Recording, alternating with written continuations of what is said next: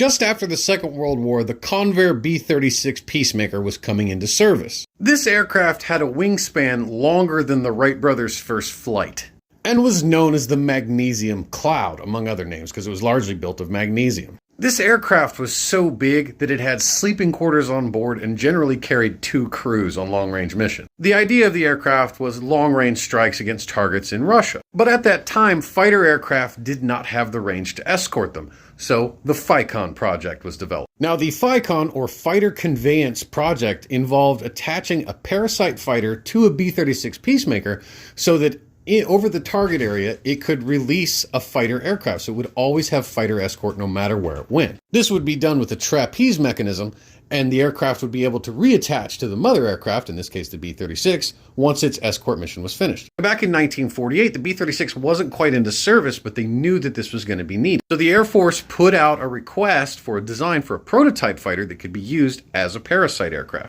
And the XF-85 Goblin was born. Now, because the B-36 wasn't yet in service, they used the B-29 to test it. And there were 2 made. And after some teething problems, it was kind of successful-ish. But with the advancements in the range of fighter aircraft and also mid-air refueling becoming more common, the XF-85 program was canceled. It just wasn't needed. Now, one of the prototypes, during its attempt to actually reattach to the mothership, it actually crashed into the aircraft because of this tremendous amount of buffeting and turbulence that it experienced, and it crash landed in the desert. The other one made a couple successful test flights, but after the project was canceled, the aircraft were just kind of put in storage. And they both still survive.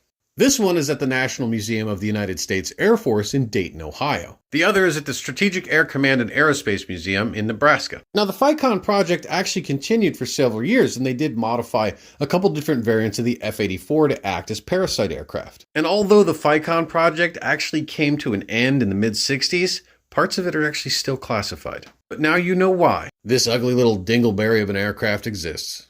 Props to history.